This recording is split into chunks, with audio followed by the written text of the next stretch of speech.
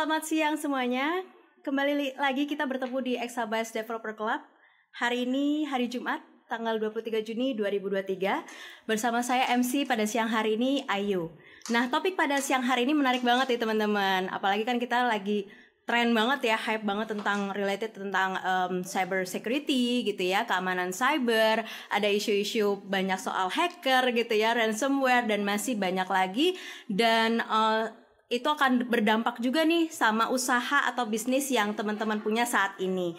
Nah, nanti kita akan berbincang-bincang langsung dengan narasumbernya ya, dengan Mas Irzal Ramadlani dari Acronis, dan membahas mengenai cyber security, strategy to disaster recovery plan for business. Nah, yuk absen dulu nih teman-teman, semuanya sudah hadir dari mana saja, boleh ketik di kolom chat ya. Bisa menyapa dengan panitia atau tim yang ada di sana juga. Dari mana aja nih teman-teman semuanya. Yang belum bergabung nih teman-temannya bisa dicolek-colek juga ya. Yang lainnya yang lagi di kantor, yang lagi di rumah, work from home gitu ya, bisa aja di-share gitu ya link registrasinya ke semuanya untuk bisa bergabung mumpung masih di awal acara nih teman-teman. Nah, untuk form absensi tidak ada ya untuk mengikuti acara Exabytes Developer Club.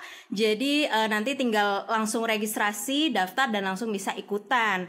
Untuk link e-certificate dan materi presentasinya nanti akan di-share oleh tim Exabytes di akhir acara. Jadi harus stay tune mengikuti full ya acara kita pada siang hari ini hingga selesai.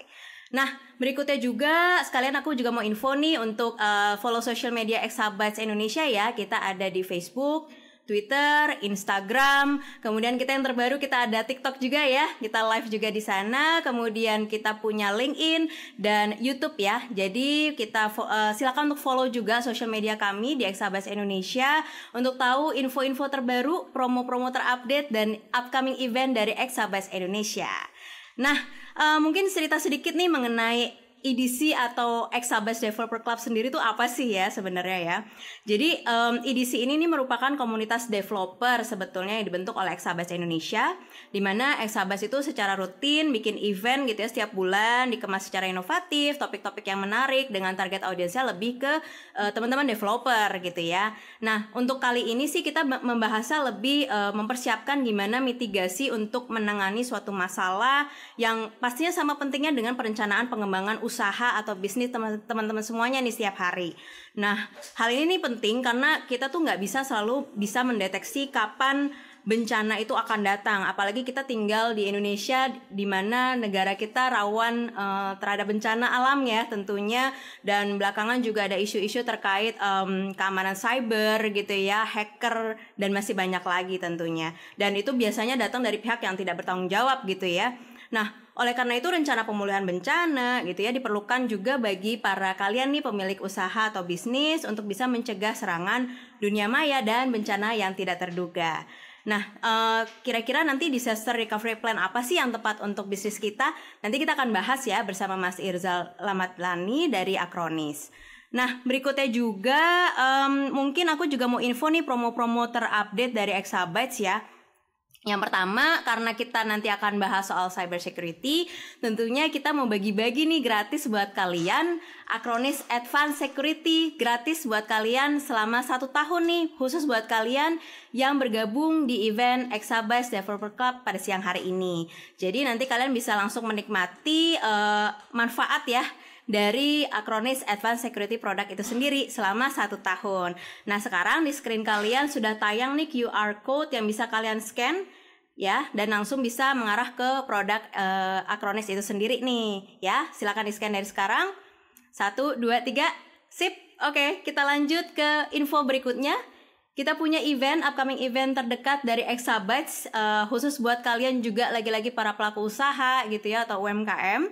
Kita punya SME Digital Fest ya, coming soon di tanggal 11 dan 12 Agustus di Smesco Jakarta. Topik besarnya, tema besarnya adalah Building Resilient SMEs in the Digital Era. Nah, ini menarik banget nih buat kalian yang punya toko ya, bisa bergabung di sini, berpartisipasi, buka booth gitu ya, karena nanti ada space untuk tenan bazar UMKM ya. Jadi produk kalian yang produknya fashion, makanan minuman atau kerajinan tangan dan masih banyak lagi ya produk-produknya. Yuk buruan bergabung, daftar sekarang juga sebagai tenan bazar kami.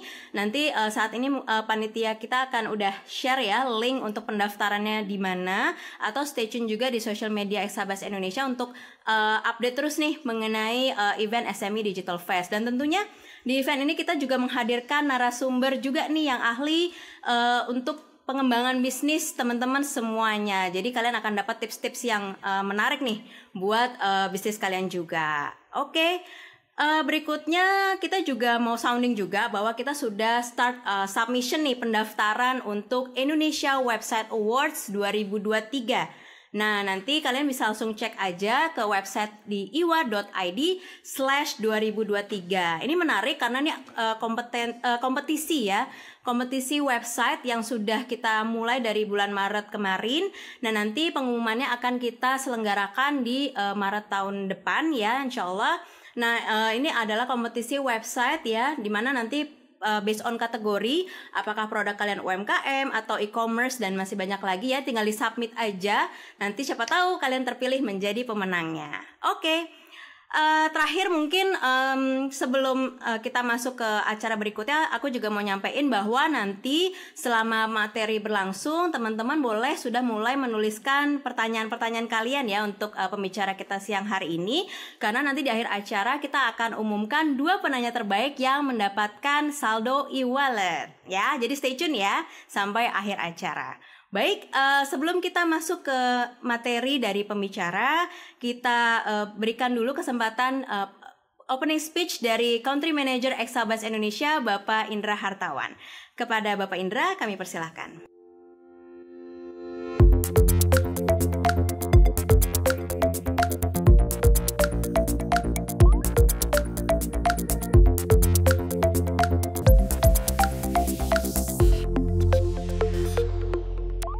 Halo, Assalamualaikum warahmatullahi wabarakatuh.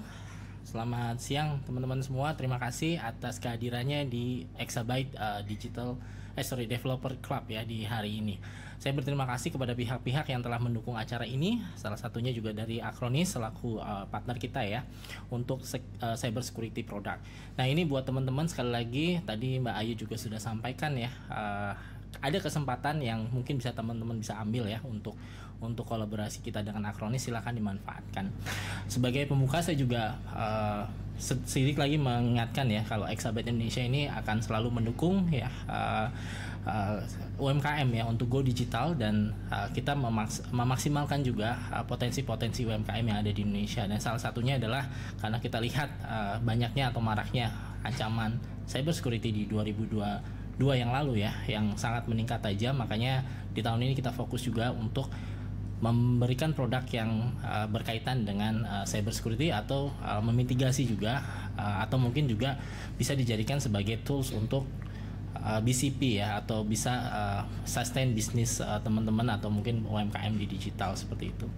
Dan berikutnya juga kita masih ada ya, tadi sudah disampaikan juga oleh Mbak Ayu, kita juga akan mungkin lebih banyak roadshow ya ke tempat-tempat atau ke kampus-kampus ya di daerah, mungkin seperti itu. Kalau misalnya dari teman-teman sekalian yang ada di sini punya saran atau punya masukan untuk Exabytes, silakan juga disampaikan ke tim event kami gitu. Bisa lewat sosial media, bisa lewat mungkin juga email marketing kami dan lain-lain. Nah, ini kita juga butuh ya feedback dari teman-teman semua, saran ya bagaimana Exabytes kedepannya supaya bisa lebih baik lagi untuk mendukung digitalisasi di Indonesia. Yang terakhir mungkin yang saya mau ingatkan, tadi sudah juga disentuh ya para developer, kalau kalian memiliki website yang cukup bagus yang bisa di submit ke Indonesian Website Awards, silahkan dilakukan, karena sayang sekali kesempatannya jika kalian tidak bisa mendapatkan atau menjadi pemenang ya. Nanti di sana juga ada hadiah menarik dan juga ada produk Exabytes yang bisa dimenangkan gitu. Jadi ikuti terus kegiatan kita di sosial media, di YouTube kita, di Facebook kita, sekarang kita juga mulai aktif di TikTok. Dan sekali lagi kalau misalnya ada hal-hal yang bisa Exabytes lakukan, silakan disampaikan ke tim ya. Terima kasih, saya cukupkan pembukaannya. Saya kembalikan ke MC, silakan.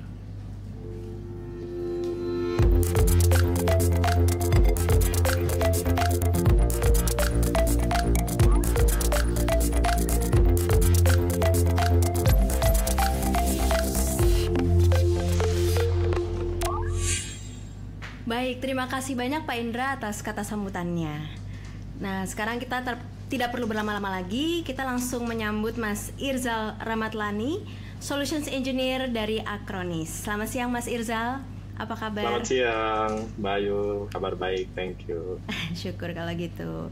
Baik Mas Irzal, mungkin kita bisa langsung mulai saja materi presentasinya. Dipersilakan Mas Irzal. Thank you, saya izin share screen ya. Baik.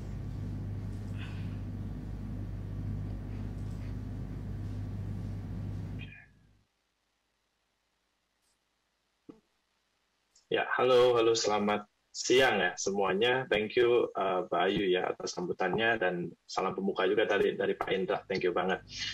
Oke, mungkin saya perkenalkan diri singkat saja ya. Saya Irzal Ramadlani. Saya sebagai Solution Engineer di Acronis. Kebetulan untuk saat ini saya handle Indonesia dan Australia New Zealand region. Gitu. Di kesempatan siang hari ini, saya akan membahas soal satu strategi nih, di mana teman-teman di sini bisa menjaga atau meminimalisir terjadinya resiko downtime, ya, atau matinya satu bisnis, ya, dikarenakan adanya disaster ataupun ya baik itu secara alam ya, bencana ataupun terjadinya kerusakan perangkat dan yang lainnya. Tidak berlama lagi, mungkin saya akan next ya, slide-nya. Oke, ada 3 poin agenda yang akan saya coba utarakan ya pada kesempatan siang hari ini. Yang pertama adalah kita akan sama-sama mengenal apa saja yang biasanya menjadi penyebab ya atau penyebab adanya downtime atau matinya satu bisnis atau server bisa dibilang ya, dan impact-nya tuh seberapa besar gitu. Kemudian di poin yang kedua kita akan bahas gimana sih caranya ya kita bisa menjaga uptime atau jalannya bisnis kita ya. Kemudian yang ketiga di sini ada penjelasan mengenai apa sih benefitnya menggunakan service provider ketika kita mempercayakan mereka untuk menjaga bisnis kita. Okay. Masuk ke poin yang pertama, ya, penyebab dan impact dari satu bencana atau downtime pada server atau environment di sini. Nah, berdasarkan data, ya, 77% perusahaan, tidak hanya perusahaan ya, entah itu pemilik bisnis dan UMKM ya, small medium business itu mengalami ya satu atau beberapa kali insiden ya yang membutuhkan disaster recovery plans ya di 2 tahun terakhir gitu. Dan di sini juga ada poin-poin apa saja sih penyebab yang bukan penyebab, lebih ke faktor ya yang menyebabkan bisa terjadinya disaster atau downtime pada bisnis teman-teman gitu. Yang pertama, cyber attack. Tadi juga di-mention ya sama Mbak Ayu gitu kan. Ini belakangan ini setahun 2 tahun belakangan ini lagi marak banget nih terjadinya serangan cyber gitu. Kemudian yang kedua di sini ada software atau IT systems error ya, di mana mungkin aplikasi yang digunakan itu nggak berjalan semestinya, ya adanya konfigurasi yang salah dan yang lainnya gitu. Yang ketiga ini hardware issues gitu ya. Mungkin teman-teman di sini pernah mendengar bahwa kalau misalnya kita punya hardware atau server, alangkah baiknya diganti tiap 5 tahun sekali ya gitu. Karena apa ya? Karena biasanya penyedia-penyedia hardware seperti ini memberikan rentan waktu maksimal 5 tahun ya untuk mengganti, mereplace gitu. Karena mereka nggak bakal ngasih update firmware dan yang lainnya lah. Kemudian yang keempat ada network failure. Jadi bisa jadi ya downtime tersebut terjadi karena ya tidak adanya network ya, networknya terputus gitu kan, tidak ada internet dan sebagainya. Kemudian yang kelima on-premise data center failure ya, kalau misalnya ada yang punya data center, teman-teman di sini ya dipastikan memilih provider data center yang memang memiliki redundancy atau high availability, sehingga apabila memang terjadi data center failure, mereka masih memiliki secondary second site atau DRC-nya gitu. Kemudian on-premises power outage gitu. Jadi nggak cuma dari sisi hardware, listrik pun sangat berpengaruh ya di sini gitu. Dan yang ketujuh, ini mungkin yang cukup lumrah ya di Indonesia gitu, yaitu bencana alam. Gitu. Nah, di sini saya akan bahas dulu nih salah satu skenario, contoh ya, contoh dari kasus terkena disaster atau downtime di sini. Di sini ada contoh dari medical clinic, ya, klinik yang punya 3 branch gitu. Mereka ada punya 3 branch di beda 3 kota ya. Kemudian mereka punya pasiennya 300 per hari. Dokter sama staff-staffnya tuh kalau ditotalin ada 60 PC di sini. Kemudian datanya ada 700 giga ya. Kemudian ada file server 6 terabyte dan ada database-nya 2 terabyte gitu. Nah, di sini kita lihat ada poin disaster impact ya. Coba saya spotlight. Nah. Oke. Di sini ya ada disaster impact. Nah, di sini ada disaster impact gitu. Jadi kita bisa tahu nih, kira-kira apa sih yang akan terjadi apabila memang terjadinya downtime pada sistem klinik ini ya. Yang pertama, dokternya pasti nggak bakalan bisa nyelesain sesi yang sedang dia kerjakan ya, karena semuanya mati gitu, sistemnya mati, mereka nggak bisa input data dan semacamnya. Yang kedua, pasien atau customer ini nggak bakalan bisa melakukan appointment atau nggak bisa janjian dengan dokter yang ada di klinik tersebut ya. Kemudian yang ketiga, pastinya dokter ini mau nggak mau ya harus dipaksa untuk tidak bisa menyimpan data pasien gitu. Kemudian yang keempat di sini klinik cannot share result ya, nggak, data yang sudah di-input oleh dokter ya, oleh suster itu nggak bakalan bisa ditampilin ke pasien-pasiennya gitu karena sistemnya down gitu. Kemudian yang kelima dan yang keenam ya mau nggak mau dari sistem pembayarannya pun yang asal jadi cashless, transfers ya, jadi harus pakai cash. Karena apa ya? Semua komponen yang digunakan pada klinik ini tuh running ya atau berjalan itu karena adanya satu server ya, yang disimpan di data center mereka yang sedang down ini ya di dalam skenario ini. Nah, kalau misalnya klinik ini punya backup ternyata ya, punya backup. Ini di sini di mention kalau at least ya dengan data besarnya segini nih 700 giga, 6 tera, 2 tera, at least butuh waktu 3 hari untuk melakukan recovery server yang down tadi, yang rusak tadi lah kita anggapannya ya, gitu.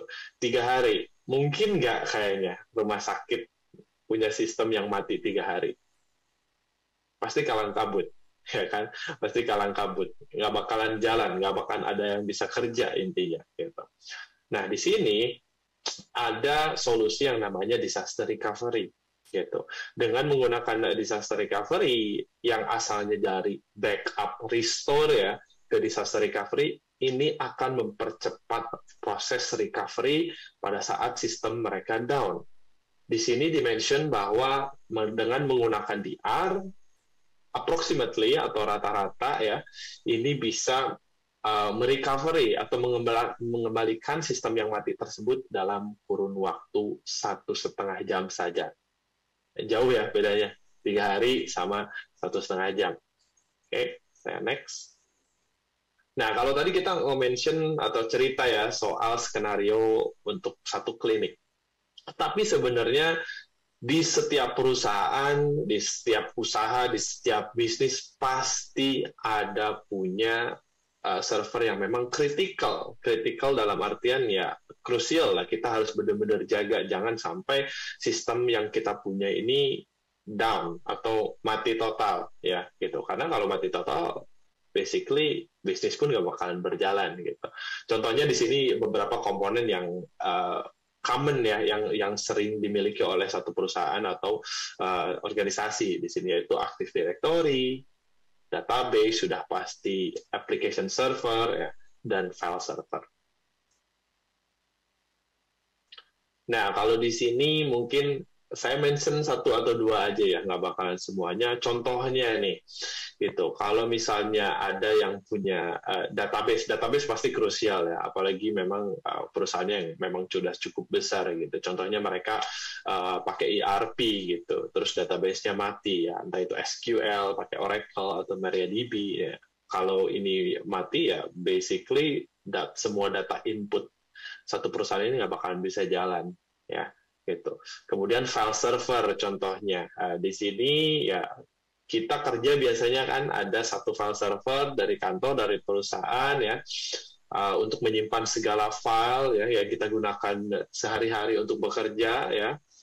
Apabila file server tersebut mati ya, kita nggak bakal bisa bekerja basically ya, produktiviti kita akan terganggu gitu. Kalau produktiviti terganggu ya bisnis terganggu. Kalau bisnis terganggu ya pemasukan pun akan terganggu, intinya seperti itu ya. Oh, ada contoh lagi nih, contoh use case lagi dari perusahaan retail di sini. Mereka punya 3 branch ya di 3 kota, kemudian ada 150 order per harinya, ada 11 PC yang terkonek ke ERP ya, kemudian ada order management sistemnya punya 120 GB, ada ERP-nya 100 GB, dan ada database yang cukup besar, which is 2,5 terabyte ya di pojok sini. Gitu. Nah, kalau contoh dari skenario retailer seperti ini, apa sih impact-nya kalau misalnya sistem mereka down, sistem mereka mati gitu ya. Yang pastinya, yang paling pertama adalah online store mereka nggak bakalan jalan sama sekali. Gitu. Karena server inilah menjadi core ya, menjadi sistem utama di mana online store mereka dijalankan gitu. Kemudian kalau sistemnya mati, pengiriman pun pasti terganggu ya nggak sih? Teman-teman pernah nggak sih ngalamin gitu? Ada e-commerce sedang down ya, semuanya pasti terganggu, pembayaran, pengiriman, nggak bisa order dan sebagainya ya gitu. Kemudian di sini mention nomor 3, cuma 60% yang sudah menyimpan order ya bisa dikirimkan secara on time. Ini balik lagi korelasinya dengan poin nomor 2 ya, which is terganggu gitu. Next day, pengirimannya gitu. Dan yang pastinya keempat ya, ini yang paling jelas adalah ya revenue-nya pasti berkurang. Bukan berkurang, hilang, bahkan hilang, revenue per harinya hilang gitu. Karena ya tidak ada pemasukan, tidak ada sistem yang berjalan gitu. Jadi teman-teman bisa menyimpulkan ya di sini, kenapa disaster recovery itu sangat penting gitu. Karena apa? Kalau istilah klasiknya itu lebih baik mencegah daripada mengobati, ya kan gitu. Mencegah mungkin kita bisa invest sekian lah gitu ya. Tapi kalau mengobati, belum tentu kita bisa mengobati apa yang terjadi ya, yang downtime tadi itu, kerugiannya itu bisa jadi berkali-kali lipat dibanding modal kita untuk berinvest dalam mensecure atau mengamankan sistem kita. Ini konsep yang masih mungkin agak sulit diterima ya, karena biasanya nih orang-orang tuh aware akan proteksi itu kalau udah kenal duluan gitu. Nah, ini kita harus twist lah mindsetnya di sini. Jadi lebih baik mencegah daripada nantinya harus mengeluarkan lebih banyak biaya ya untuk menjaga sistem kita tetap online agar bisnis kita tetap berjalan dengan lancar. Nah, di sini tadi use case ya, skenario. Kalau di sini saya akan mention atau menjelaskan sedikit overview soal disaster recovery. Nah, tadi kan dimention ya ada 2 use case, yang satu itu dari klinik, yang kedua itu retailer. Ya kurang lebih dua-duanya itu terkena impact ya yang cukup fatal lah bagi bisnisnya gitu. Apalagi kalau udah ngomongin soal revenue gitu, revenue yang hilang atau berkurang per harinya gitu. Nah, di sini ada dimension apa sih disaster recovery itu, ya. Nah, di sini dimension yang pertama ya, setiap perusahaan pasti punya sistem kritikal. Ini sempat dimention tadi ya sebelumnya gitu. Dan apabila sistem tersebut mati atau downtime gitu, pasti seluruh operasional bisnis terganggu ya, yang pastinya akan berdampak ke kerugian secara finansial, bisa juga kerugian secara reputasi. Mungkin teman-teman ya kalau mendengar ada, wah ini A, B, C kena hack, wah ini mati sistemnya, pasti kita kesel dong gitu. Masyarakat pasti kesal gitu ketika mereka sedang menggunakan platform terus nggak bisa diakses ya, pasti kesal gitu, pastilah ya, netizen marah-marah nih pasti ya kan. Dan ada juga legal damage gitu. Jadi kalau misalnya dalam satu perusahaan ya mengalami kerugian seperti itu ya bisa jadi kena denda karena mereka tidak memenuhi regulasi dari pemerintah untuk menjaga bisnisnya, apalagi bisnis-bisnis yang memang krusial ya di sini gitu. Kemudian ya ini nomor 3 itu balik lagi ke slide yang pertama tadi gitu, banyak alasan lah, banyak penyebab kenapa server kita bisa down. Malware pastinya, software, hardware, ya power outage, bencana alam dan yang lainnya ya, banyak lah gitu. Kemudian dengan disaster recovery, dengan adanya disaster recovery, pelaku bisnis di sini bisa menjalankan sistem yang sama di tempat yang lain. Contohnya, ya, ketika misalnya worst case scenario-nya ya, ada bencana alam di satu tempat A, gitu. Ini mati nih, listrik mati, pastinya matilah semuanya gitu. Ketika seseorang atau pemilik bisnis tersebut punya yang namanya disaster recovery, dia akan melakukan di sini yang saya mention di sini ya, failover. Dia akan memindahkan sistem bisnis mereka yang berjalan di tempat A tadi ke tempat B, ya, yang sedang tidak terjadi apa-apa, yang aman-aman aja, jauh dari lokasi bencana tersebut. Gitu. Oke. Nah, kemudian apabila memang di lokasi A tadi sudah aman lagi ya, sudah normal lagi, listriknya aman, ya sudah tidak ada bencana kembali, biasanya pemilik bisnis tersebut akan melakukan failback ya, atau mengembalikan sistem yang berjalan di tempat B ke tempat A kembali. Nah, biasanya tempat B ini disebut dengan DRC atau Disaster Recovery Center di sini. Oke.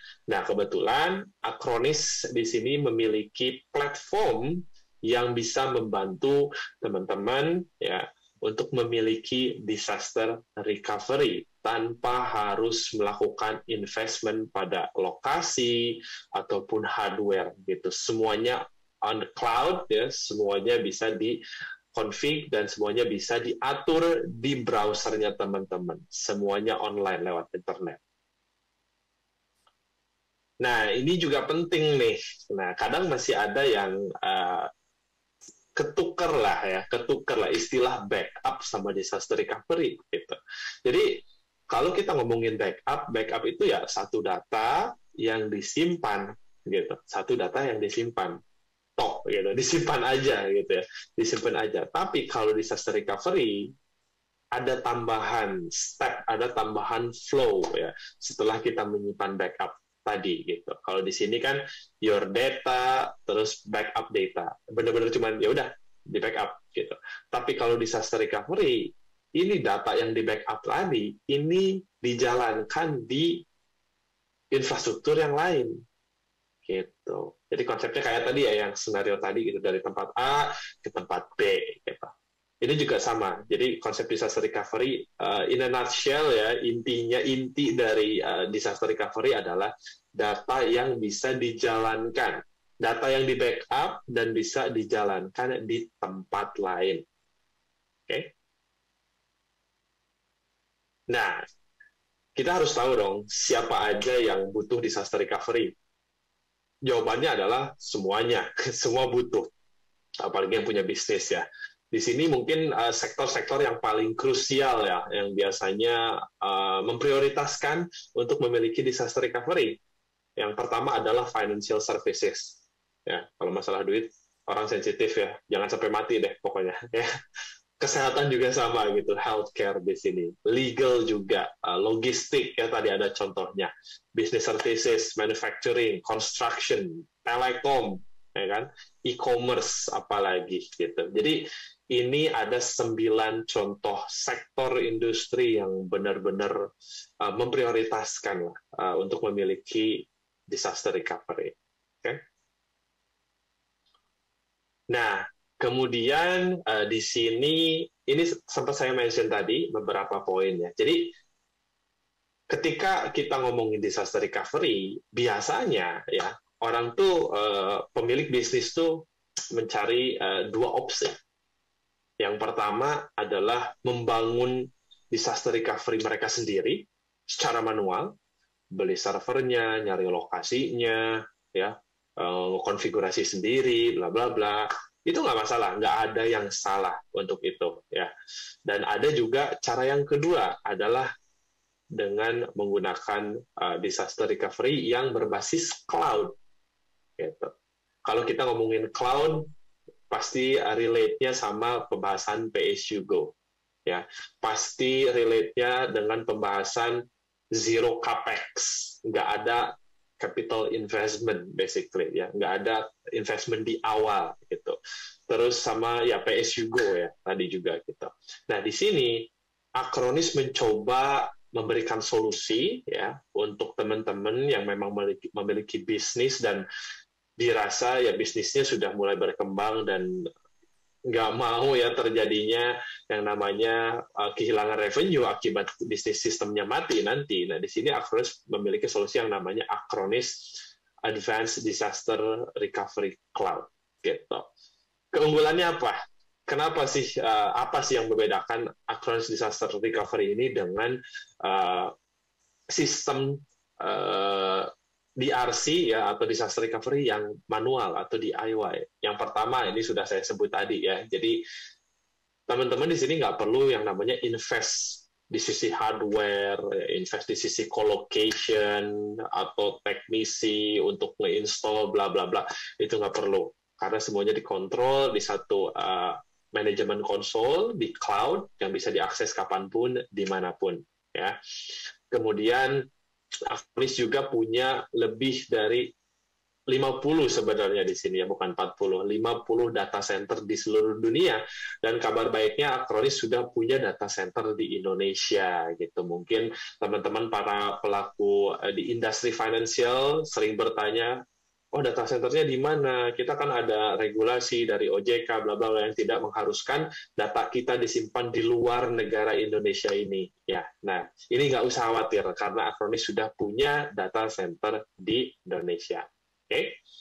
Kemudian ada lagi yang di sini, yang kedua ya, semuanya di-manage di single console ya. Kemudian dari penggunaan interface-nya, ya, cara melakukan backup, recover, failback, failover, itu semuanya di-manage di konsol yang sama. Jadi akan sangat memudahkan teman-teman untuk menggunakan platformnya. Gitu. Kemudian dari sisi poin yang ketiga, ya, challenge yang ada di public itu, setting up network is complicated. Akan cukup sulit lah melakukan konfigurasi pada network-nya. Contohnya ya, teman-teman mungkin ada yang familiar di sini, kalau ingin punya DR di satu tempat ke tempat lain, biasanya harus menghubungi service provider dulu untuk melakukan interconnection atau list line biasanya. Nah, itu kan membutuhkan effort dan biaya yang cukup besar gitu. Tapi di Acronis di sini bisa mensimplify ya, mensederhanakan proses tersebut dengan mendeploy yang namanya site to site appliance ataupun IPsec multi-site VPN appliance yang bisa dideploy di infrastrukturnya teman-teman, sehingga infrastruktur teman-teman nanti bisa terkoneksi secara lokal dengan data center Acronis. Oke? Nah, di sini juga ada beberapa poin ya. Ini sudah saya sebutkan tadi sebenarnya semuanya ya. Bisa punya disaster recovery in minutes, dari sisi pricing-nya juga kompetitif, affordable bisa dibilang, mudah untuk di setup ya, mudah untuk dikonfigurasi, kemudian bisa punya yang namanya near zero downtime untuk melakukan failback ya. Terus ada fitur testingnya juga nih, kalau teman-teman biasanya melakukan ini ya, pengetesan backup, memvalidasi backup gitu tiap bulan atau setahun 2 kali, setahun 3 kali atau per quarter misalnya, ini bisa dilakukan gitu agar kita tahu nih melakukan report, oh backup saya yang 2 bulan lalu atau 1 bulan lalu ini tuh masih oke, masih bisa dilakukan gitu. Kita harus melakukan evaluasi ya secara berkala pada seluruh backup atau infrastruktur yang kita punya gitu. Dan ada juga fitur disaster recovery orchestration, jadi semuanya bisa di-automate gitu. Nah, ini ada perbandingannya nih di sini. Di sini ya Exabyte sebagai partnernya Acronis, ya Exabyte juga sebagai service provider-nya dari Acronis Cyber Disaster Recovery di sini gitu. Jadi dengan memilih ya menggunakan jasa service provider, teman-teman di sini benar-benar bisa menyimpan lah ya atau meminimalisir budget ya atau cost saving di sini dari sisi infrastruktur, software, operations-nya, dan training-nya. Karena apa? Ya, teman-teman bisa mempercayakan semua proses tersebut ke ahlinya, ke tim Exabyte sebagai service provider di sini. Gitu. Kemudian, dari sini pun, di poin yang kedua ya, teman-teman sudah bisa terjamin siapa yang orang-orang yang menghandle infrastruktur teman-teman ya. Disaster recovery center-nya teman-teman di sini adalah orang-orang yang expert di bidangnya gitu. Kemudian ya dikarenakan teman-teman sudah mempercayakan ya pengamanan infrastruktur teman-teman ke service provider, ya teman-teman bisa lebih fokus mengembangkan bisnisnya daripada memikirkan aduh gimana ya kalau ini down, aduh gimana ya kalau ini mati gitu. Itu nggak perlu dipikirin karena udah ada yang nge-take care buat teman-teman ya. Gitu. Kemudian stay flexible, scale up and down easily. Jadi di sini teman-teman ya kalau misalnya ada request nambah atau ngurang itu bisa fleksibel. Bayangin kalau kita beli server hardware gitu. Kalau mau ngurang emang ada yang mau beli servernya gitu. Nambah sih bisa ya gampang. Tapi kalau mau ngurang gimana? Kalau nggak kepake gimana gitu. Jadi wasted aja gitu, sayang aja ya investment yang di awal sekian, tapi kepakainya sekian. Jadi nggak begitu fleksibel. Tapi kalau lewat service provider, semuanya bisa diperhitungkan, ya semuanya bisa di scale up atau di scale down secara mudah. Gitu. Dan biasanya di poin yang terakhir ya, service provider seperti Exabyte memiliki support 24/7 dan SLA yang sangat tinggi. Gitu. Ini sangat penting banget karena ya kalau teman-teman misalnya mengalami satu gangguan ya ke siapa lagi kalau bukan ke support team, dan kita harus cari service provider yang memiliki support yang cepat ya, cepat tanggap ya pastinya, dan SLA atau service level agreement yang tinggi persentasenya gitu.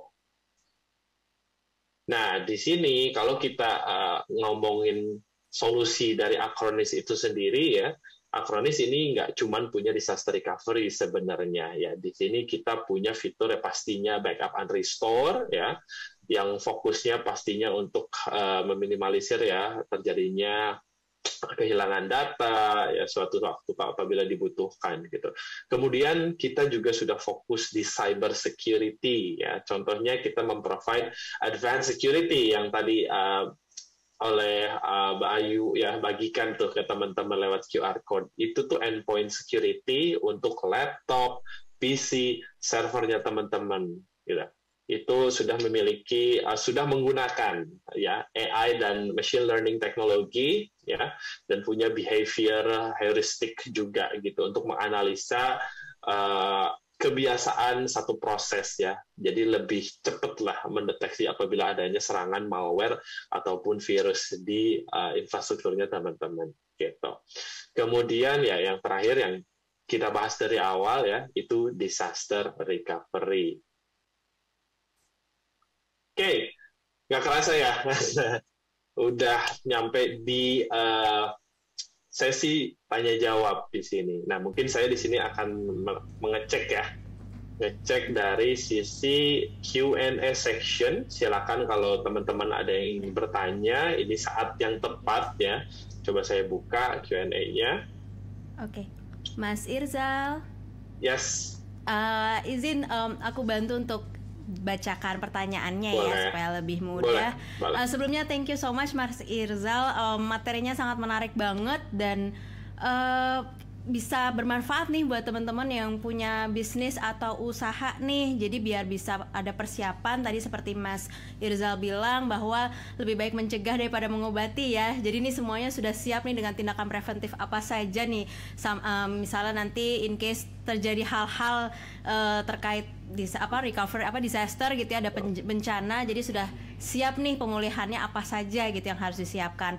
Dan tentunya menarik juga bahwa dari Acronis sendiri sudah istilahnya tidak perlu manual-manual lagi ya, semuanya sudah terbackup secara on cloud gitu ya, secara online. Jadi tidak perlu dari teman-teman nyiapin infrastruktur seperti kayak hardware dan sebagainya, jadi lebih saving cost lagi tentunya ya Mas Irzal ya. Oke, iya Mas Irzal, izin aku juga penasaran nih, mau nanya-nanya nih. Boleh. Kan teman-teman juga banyak nih yang berangkat dari istilahnya merintis usaha atau UMKM gitu ya. Nah tentunya kan database-nya atau data pelanggannya pasti masih bertahap gitu ya, growing. Nah dari Acronis sendiri untuk backup data pelanggan tadi gitu ya, apakah ada minimum gitu batasan database-nya harus minimal berapa, atau ada batasan juga gitu maksimal harus berapa, atau unlimited mungkin? Unlimited sih lebih tepatnya. Kita nggak ada batasan ya. Even untuk bisnis ya, untuk UMKM yang punya satu server pun itu udah bisa di backup. Kita nggak ngelihat dari spesifikasinya sebesar apa ataupun storage sebesar apa gitu. I see. Oke. Menarik nih. Terus yang berikutnya nih, kira-kira kalau specifically gitu ya untuk UMKM, biasanya ancaman cyber apa sih yang biasanya lebih sering gitu ya menimpa untuk para pelaku usaha UMKM nih gitu ya? Kira-kira apa ya Mas biasanya nih di Indonesia nih utamanya? Di Indonesia ya, biasanya yang paling banyak itu email phishing sih. Biasanya yang paling banyak. Mungkin kayak satu UMKM kan biasanya punya satu email ya, di mana mereka untuk menerima order misalnya, atau untuk berkomunikasi dengan customer-nya. Biasanya kebanyakan UMKM di sini, mungkin ya di Indonesia, saya ngomongin di Indonesia, ini belum aware lah akan cyber security. Jadi ketika mereka menerima email dengan link ya, dengan URL website yang tidak dikenal terus diklik, biasanya itu penyebab utama sih terjadinya pencurian data atau kerusakan pada satu server untuk UMKM, Mbak. Gitu. Paling banyak ya, karena berdasarkan data pun serangan pada data 2022 ya, serangan paling banyak itu melalui email. Gitu. Iya benar juga sih Mas ya, kemarin sering banget tuh dapat link-link yang APK gitu ya, nggak tahu link yang mengarah. Iya, sekarang malah udah masuk ke WhatsApp ya gitu, nggak cuma email gitu, itu bahaya banget. Gitu. Iya kita harus berhati-hati ya teman-teman untuk link-link yang suspicious kayak gitu. Oke, baik, aku lanjut langsung bacain aja ya Mas Irzal. Di sini pertanyaannya sudah cukup banyak dari Mas Wisnu Andrian.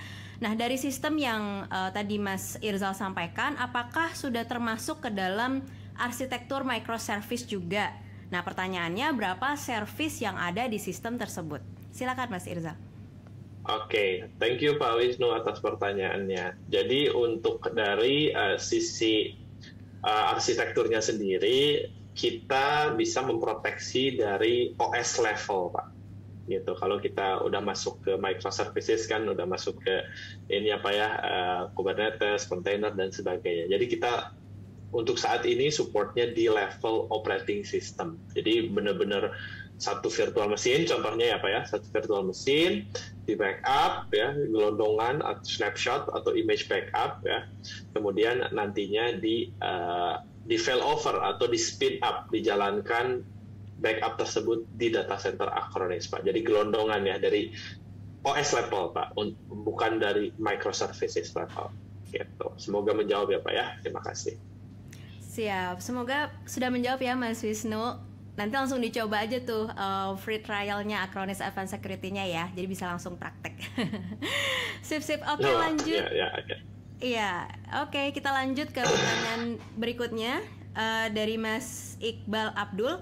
Bagaimana RPO-nya? Karena secara example untuk RTO-nya adalah 1,5 jam. Seberapa rapat RPO-nya dan bagaimana requirement network-nya untuk mencapai RPO yang misalnya 1 jam? Nah ini teknis banget nih Mas Irzal. Oke, thank you ya Pak Iqbal atas pertanyaannya. Ini sangat menarik pertanyaannya. Coba saya jawab ya. Jadi gini Pak Iqbal, kalau dari sisi disaster recovery Acronis sendiri, dia itu memanfaatkan backup Pak. Gitu. Jadi sistemnya bukan yang real time replication. Gitu.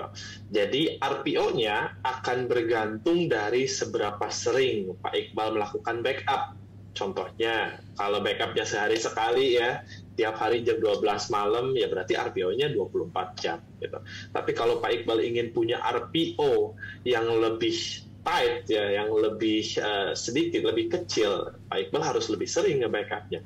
Karena backup inilah yang nantinya bisa dijalankan sebagai virtual mesin di data center Acronis, Pak. Gitu. Semoga menjawab ya, Pak Iqbal.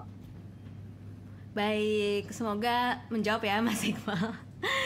Siap. Oke, berikutnya nih mungkin sekitar 1 atau 2 pertanyaan lagi ya, Mas Irzal, karena waktunya boleh juga terbatas nih. Berikutnya dari Mas Edi Chow nih. Untuk UMKM skala kecil nih, analisis seperti apa yang perlu dilakukan dan strategi apa yang diperlukan untuk mengimplementasikan sistem ini? Mungkin sifatnya kayak tadi ya, untuk nge-prevent apakah ada prediksi dulu gitu ya, yang dilakukan gitu, yang bisa diaplikasikan gitu Mas Irzal. Saya jawab ya Pak Edi ya, saya bantu. Yang paling gampang ya Pak ya, menurut saya pribadi, ini pengalaman saya pribadi, yang paling gampang untuk menganalisa apakah satu sistem ini membutuhkan disaster recovery atau tidak adalah impact ya Pak. Kalau sistemnya mati, kita ruginya berapa? Nah di situ kita kalau ya secara subconsciously apa ya, kalau manusia, wah kita rugi segini, mau nggak rugi segitu? Kalau misalnya seseorang atau pemilik bisnis tersebut menerima kerugian seperti itu, ya nggak perlulah punya disaster recovery. Tapi kalau misalnya kerugian tersebut dampaknya sangat besar, impact-nya ya harusnya wajib sih Pak punya disaster recovery gitu Pak. Mungkin itu kayak step pertama lah ya Pak ya untuk menganalisa ini butuh nggak sih kita punya kayak gini? Ya kita ngelihat dulu dari sisi kerugiannya Pak. Gitu kan. Kalau ada ketakutan pasti kita coba tutupin ya Pak ya, kita coba prevent, kita coba minimalisir lah gitu. Ya kalau udah kita ngelihat angka, number ya Pak ya, rupiah ya itu pasti akan lebih menjadikan prioritas gitu Pak. Semoga membantu Pak Edi ya. Baik, terima kasih Mas Irzal untuk jawabannya. Semoga udah menjawab juga ya Mas Edi ya. Oke, mungkin pertanyaan terakhir nih Mas Irzal ya, dari Aryesta Sandi Saputra. Siang Pak Irzal, bisa dikasih contoh nggak ya praktek teknis apabila database aplikasinya Microsoft SQL, PC-nya crash, integrasi ke Acronis-nya tuh gimana ya? Gimana tuh Mas?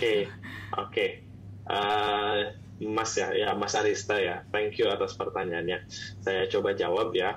Ini use case-nya dari yang dipaparkan oleh Mas Arista ini soal satu server menjalankan Microsoft SQL. Oke. Di sini ada 2 approach, Mas, yang bisa dilakukan. Yang pertama, pastinya melakukan backup pada mesin SQL-nya dan juga backup dari sisi database levelnya. Sehingga ketika misalnya mesinnya crash ya, kita bisa restore keseluruhan mesinnya, atau ketika misalnya ada beberapa database saja yang korup, itu bisa di-restore hanya database spesifik aja, nggak perlu semuanya. Itu gunanya guna yang namanya database level backup gitu. Itu approach yang pertama ya, Mas Arista. Yang kedua di sini ada approach pakai disaster recovery gitu. Kalau pakai disaster recovery, misalnya tiba-tiba server SQL-nya ini crash ya, karena Mas Arista udah punya backup tiap misalnya 3 jam atau 4 jam, backup tersebut langsung bisa di spin up atau dijalankan di data center Acronis menjadi satu virtual machine yang identik gitu. Nantinya apabila memang Mas Arista sudah melakukan troubleshooting ya pada mesin yang pertama, ini bisa dikembalikan, bisa di fail back ya, data yang ada di data center Acronis ini bisa dikembalikan ke mesin atau servernya Mas Arista gitu. Kalau nanya soal integrasinya gimana, ini lewat agent gitu. Jadi Mas Arista di sini mengharuskan menginstal agent ya. Agent yang diinstal itu kalau Windows ya pasti exe file ya, diinstal di sana, diregistrasi ke konsolnya, nanti semuanya settingan backup, settingan disaster recovery bisa disetting di cloud konsolnya. Semoga menjawab ya Mas Arista. Thank you.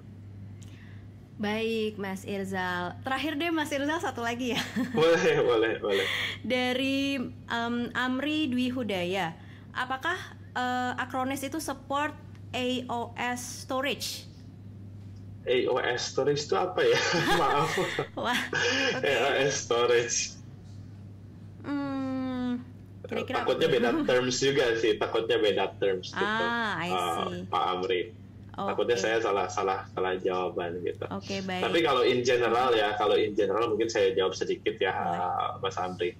Di sini Acronis support untuk menyimpan backupnya bisa di local storage-nya Mas Amri ya, mau itu Synology, mau itu network folder, mau QNAP, mau local folder, mau vSAN, itu bisa disimpan di sana atau di cloud gitu, cloud-nya Acronis, data centernya di Indonesia juga gitu, atau dua-duanya itu lebih baik gitu untuk mengikuti backup best practice atau backup golden rule ya, punya dua lokasi, dua backup di lokasi yang sama dan backup ketiga di offsite atau di luar environment. Nah itu bisa diimplementasikan langsung di dalam satu konsol Acronis Cyber Protect Cloud. Thank you Mas Amri atas pertanyaannya. Baik, semoga cukup menjawab juga ya Mas Amri. Baik, mungkin cukup sekian nih untuk sesi Q&A-nya. Mungkin nanti kalau ada pertanyaan-pertanyaan lain bisa langsung reach out Mas Irzal ya, langsung gitu. Mungkin ada social media Acronis atau email mungkin yang bisa kita reach out buat tanya-tanya lagi sama Mas Irzal. Kira-kira apa nih Mas? Biasanya nanti dari timnya Exabytes yang approach langsung. Oke, siap. Berarti nanti boleh nih langsung kontak tim kita ya, ke timnya Exabytes gitu ya, bisa lewat social media atau email. Nanti kita bisa bantu arahkan pertanyaannya juga ke Mas Irzal untuk dijawab kemudian. Oke, baik. Mungkin sebelum kita pamitan sama Mas Irzal nih, kita boleh foto bersama ya Mas Irzal untuk seremonial aja. Oke, sudah siap untuk kameranya? Oke, baik. Mungkin hitungan 3, 2, 1 ya Mas Irzal ya. Siap. 3, 2, 1. Sekali lagi Mas, gaya apa ya? Gaya bebas. Oke, yang lain juga boleh ya, capture juga di sosmed gitu ya. Nanti di-share juga di sosmed kalian untuk keseruan event siang hari ini ya. Siap. Oke, dihitung ya. 3, 2, 1. Oke, siap kalau begitu.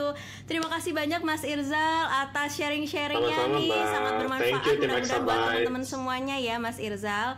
Nanti kita bertemu lagi di sesi atau event berikutnya. Terima kasih banyak Mas Irzal, sampai jumpa. Sampai jumpa semuanya, thank you Wahyu dan tim. Oke, baik. Gimana teman-teman? sudah mendapatkan insight-insight nih terkait keamanan cyber. Jadi sudah bisa tahu nih ya tindakan preventif apa aja untuk mengamankan bisnis atau usaha teman-teman semuanya. Oke. Nah, sekarang mungkin aku kembali lagi menginformasikan nih mengenai e-certificate dan materi. Sebentar lagi akan di-share nih oleh tim Exabyte di kolom chat. Jadi nanti kalian bisa klik dan download. Ini linknya aman ya. Aman pastinya, jadi bisa langsung klik dan download e-certificate dan materinya. Nah, kemudian berikutnya juga jangan lupa nih follow social media Exabyte Indonesia ya. Kita ada di Facebook, Twitter, Instagram, TikTok ya, LinkedIn dan YouTube ya, untuk bisa tahu update-update terbaru dari Exabyte, dari info-info atau promo menarik serta upcoming event yang akan diselenggarakan oleh Exabyte Indonesia. Nah, yang berikutnya nih yang ditunggu-tunggu juga promo ya, promo menarik dari Acronis, karena tadi kita sudah bahas manfaat-manfaatnya tentang cyber security itu sendiri, dan tentunya dari Acronis nih kita bagi-bagi gratis 1 tahun Acronis Advanced Security. Nah, sekarang di screen kalian sudah ada QR code-nya. Silakan bisa di-scan sekarang ya. Itu nanti langsung menuju ke website untuk bisa lihat produknya apa nih, dan bisa langsung diklaim gratis 1 tahun untuk bisnis kalian. Oke, sudah 3, 2, 1 udah di-scan. Sip. Kita lanjut berikutnya untuk event upcoming nih dari Exabyte. Kita punya SME Digital Fest di tanggal 11 dan 12 Agustus 2023. Kita akan full offline kumpul semua di SME Digital Fest di Smesco Jakarta. Topiknya adalah Building Resilient SMEs in the Digital Era. Gimana caranya membuat usaha kalian lebih tangguh lagi di era digital ya. Kita akan kumpul bersama para pembicara yang handal, ahli untuk bisa memberikan tips dan trik, insight-insight untuk bisa mengembangkan bisnis atau usaha teman-teman kalian. Dan sekaligus juga kalian berkesempatan nih untuk bisa buka booth gitu ya, jualan kalian, karena nanti ada area bazar yang kita buka untuk teman-teman bisa jualan produk-produk kalian di sana. Jadi kalau misalnya kalian punya usaha F&B, arts and craft, fashion gitu ya, atau lifestyle dan lain sebagainya, yuk kita bergabung semua di SME Digital Fest. Link registrasinya sudah di-share oleh tim Exabyte di kolom chat, atau follow terus social media Exabyte Indonesia untuk upcoming atau update berikutnya mengenai SME Digital Fest. Oke, berikutnya juga aku juga mau sounding mengenai IWA ya. Jadi sekarang kita sudah on progress untuk pendaftaran atau registrasi kompetisi websitenya. Kita sudah mulai dari bulan Maret, kemudian nanti akan pengumumannya akan digelar di bulan Maret tahun depan. Jadi submit sekarang, dari sekarang ya, website terbaik kalian. Ada kategori UMKM, e-commerce atau personal, kalian punya blog sendiri gitu ya, blog site. Yuk kita daftar dari sekarang. Linknya juga sudah dibagikan oleh tim Exabyte di kolom chat di iwa.id/2023 ya. Kita bergabung semua di situ, daftarkan website kalian sekarang. Oke, terakhir nih yang ditunggu-tunggu. Kita akan umumkan 2 penanya terbaik yang berhak mendapatkan saldo e-wallet dari Exabyte Indonesia. Ini dia. Pemenangnya adalah, pertama adalah Ariesta Sandi Saputra, kemudian dari Iqbal Abdul. Selamat ya Ariesta dan Iqbal, kalian berhak mendapatkan saldo e-wallet. Kalian bisa klaim dengan cara DM ke Instagram @exabytes_id. Ngobrol-ngobrol sama admin kita di sana boleh ya. Dan kalian bisa ngeklaim saldo e-wallet kalian di sana ya. Oke, jangan lupa di capture juga bahwa kalian sudah mensubmit pertanyaan kalian di event kita siang hari ini, dan bisa klaim ke admin kita di Instagram @exabytes_id. Oke, sepertinya sudah semua ya yang saya sampaikan, semua sudah terangkum ya. Oke. Baik, sepertinya kita cukupkan untuk Exabyte Developer Club pada siang hari ini. Saya Ayu, MC pada siang hari ini. Mohon maaf jika ada kekurangan. Kita bertemu lagi di event Exabyte berikutnya. Selamat siang, sampai jumpa.